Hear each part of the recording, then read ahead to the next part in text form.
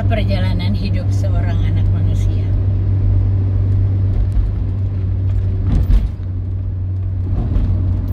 Kita cerita lagi ya.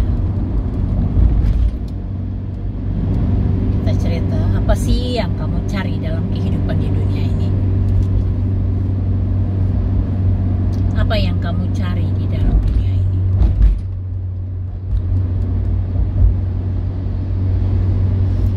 Apakah kamu mencari kekayaan?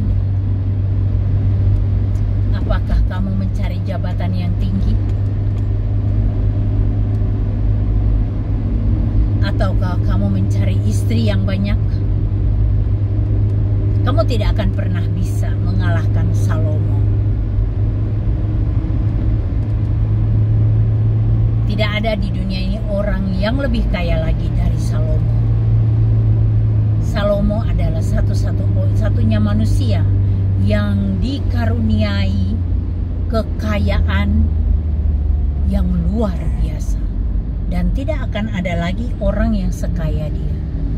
Sehebat kayanya orang di dunia ini kalah sama Salomo. Begitu juga orang yang banyak istrinya di dalam dunia ini kalah dengan Salomo. Karena Salomo istrinya ribuan.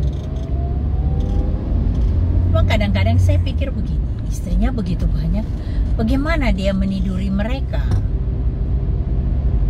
Kan mungkin ada juga yang tidak terpakai.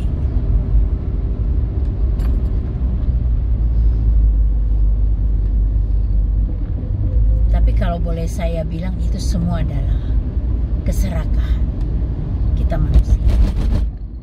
Kadang-kadang saya berpikir begini, seandainya manusia di dunia ini mau berbagi bagi orang lain ya, kekayaannya dibagikan kepada orang yang miskin. Alangkah damainya dunia ini, tidak ada kejahatan yang terjadi.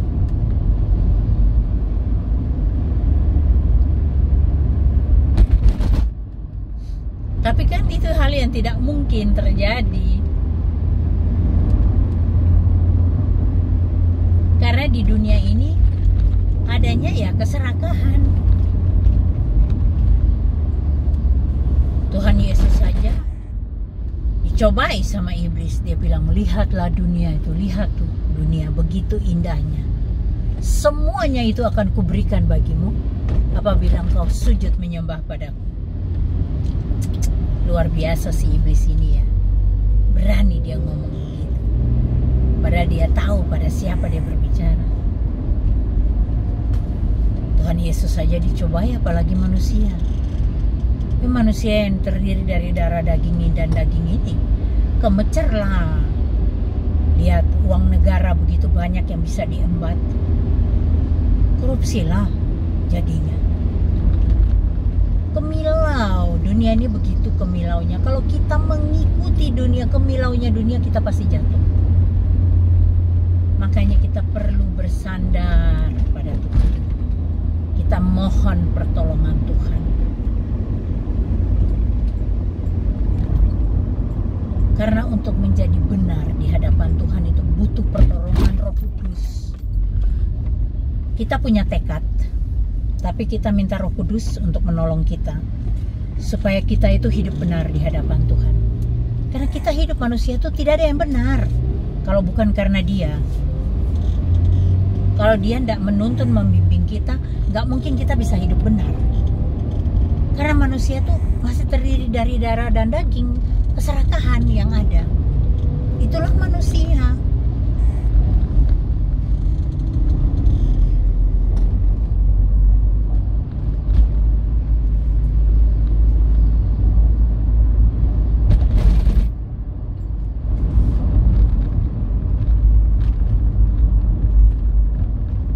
Butuh pertolongan Roh Kudus. Karena memang dia kan diutus sebagai penolong kita. Dia akan menolong kita kalau kita itu minta tolong, kita mau buka hati kita, minta tolong. Pasti Dia tolong. Tidak mungkin Dia tidak memberikan pertolongan. Wong itu memang tugasnya Dia memberikan pertolongan buat kita. kita mau hidup benar ya harus bergaul akrab dengan Roh Kudus. Minta pertolongan Dia.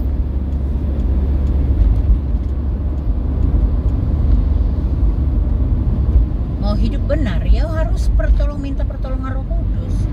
Karena hati pikiran manusia itu seringkali berubah-ubah.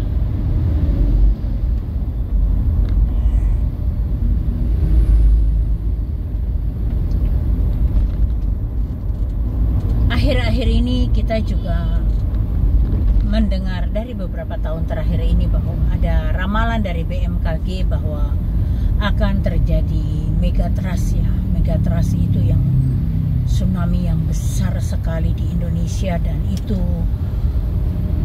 tsunami-nya bisa sampai 30 meter. Namanya juga mega. Megatrust kan besar sekali berarti kan. Kita perlu bertobat, bangsa ini perlu bertobat, bener. Bangsa Indonesia ini perlu ada pertobatan. Udah terlalu jahat kita itu sama Tuhan, itu udah terlalu jahat. Keserakahan kita orang Indonesia sudah nauzubillah.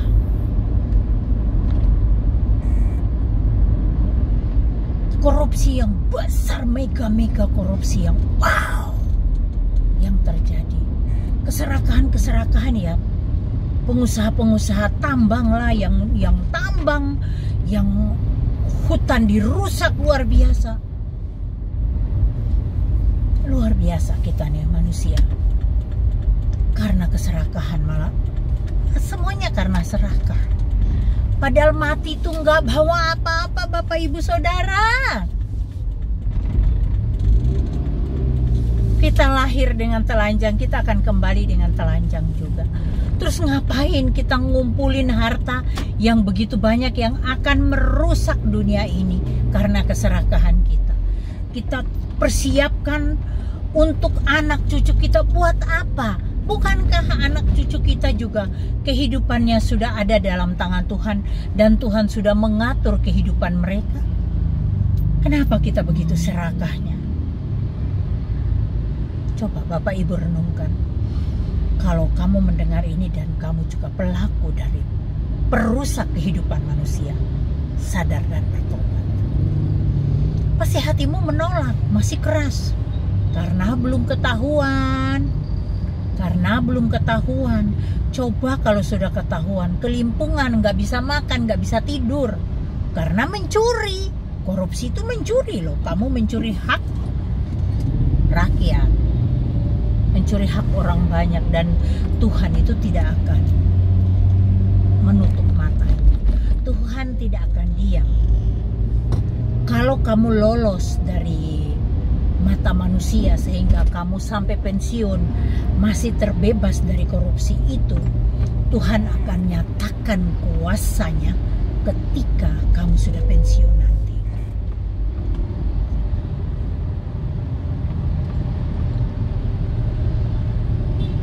Uangmu banyak akan habis untuk berobat. Apa sih yang mau dibanggakan dengan kekayaan di dunia ini? Rumah yang banyak, yang megah seperti istana, duit yang tidak ada habisnya, jabatan yang mentereng.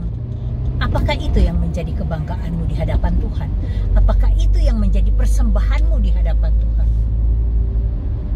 No, bukan itu.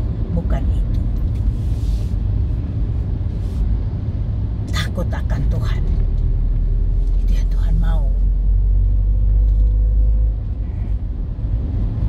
Walaupun kamu bukan orang Kristen, tapi kamu dengar video ini merupakan satu teguran dari Tuhan untuk kamu, supaya kamu sadar, berlakulah yang benar, hiduplah yang benar. Kamu karena perbuatan itu tuh mendukakan hati Tuhan, karena semua makhluk di dalam dunia ini yang bernafas, yang hiduplah, yang bernafas, dan juga yang bernafas, yang hidup itu di dalam rancangan Tuhan. Nah, kadang kita manusia tuh tidak sadar kita merusak rancangan Tuhan. kita ikuti kata-kata iblis, kata-kata setan, sehingga kita tidak mau mendengar kata Tuhan. Kita korupsi, kita merusak alam dengan tambang maupun penebangan hutan. Itu kan kita merusak. Dan kalau kita merusak begitu, tanggung jawabnya kita di hadapan Tuhan juga besar, Bapak Ibu Saudara. Jangan dikira tidak besar, tanggung jawabnya besar loh. Takutlah akan Tuhan. Tuhan mau kita tuh hidup yang benar. Nah, kalau hidup kita tidak benar, terus bagaimana coba? Masa hidupmu tidak benar terus-terusan dalam ketidakbenaran? Kita jahat terus. Kita mengambil hak-hak orang lain. Takutlah akan Tuhan. Tadi kembali di rancangannya apa? Bukan rancangan tapi prediksi dari BMKG bahwa akan ada megatrust. Aku mau bilang bahwa coba kamu bayangkan kalau megatrust itu terjadi, habis semua hartamu. Kamu mati dan semua hartamu habis. Apa yang bisa kamu pertanggungjawabkan di hadapan Tuhan? Takutlah akan Tuhan. Buat kita anak-anak Tuhan, apapun yang akan terjadi, tapi kita berdoa untuk Indonesia. Supaya Indonesia, apapun yang terjadi, Tuhan proteksi. Kalaupun nanti ada musibah itu, kiranya Tuhan menyelamatkan orang-orang benar.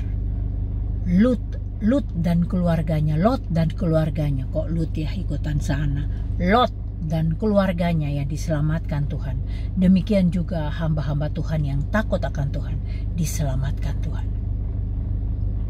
Entah dengan bagaimana caranya Tuhan selamatkan mereka. Oke Bapak Ibu Saudara, kiranya video ini menjadi satu pencerahan dalam kehidupanmu dan membuka kesadaranmu untuk kebaikanmu sendiri, menjalin satu hubungan yang baik dengan Tuhan dan meninggalkan kejahatan-kejahatanmu. Oke, terima kasih. Tuhan Yesus memberkatimu. Tuhan juga mengasihimu.